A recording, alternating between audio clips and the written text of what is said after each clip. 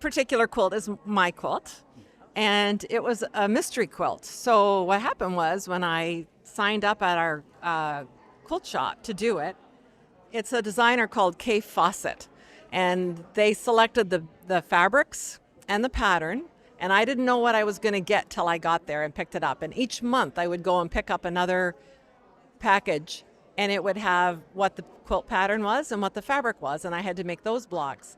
And each month for 10 months, I did that. And then the final month was how you put it all together. And then that's the end result. A lot of these quilts are in the large size category, are quilted by what we call a long arm quilt machine, and that can handle the size and the bulk that comes with a quilt.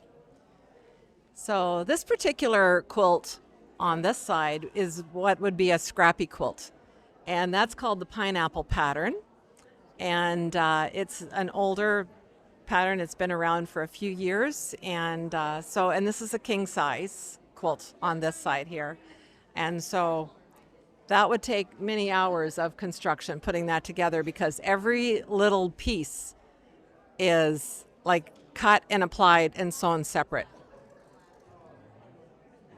Oh, this is another really pretty one here. And it's what they call a sampler quilt. And within a sampler quilt, every block is different. And in fact, this one here has different techniques within some of the different blocks. So for example, this is applique, but this is what they call a 9 patch. And this is pieced, so there are different techniques within this quilt itself. And that's also in the large quilt category.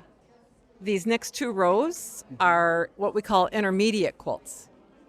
And so these are a mid-size. We could just scoot. And so this would be like your double bed and like a large lap quilt is the size for that. It's one that you throw on your sofa and want to curl up in. The ones on the stage are the raffle quilts. So you can buy tickets on those. And so they're going to be drawn this afternoon at 3:30.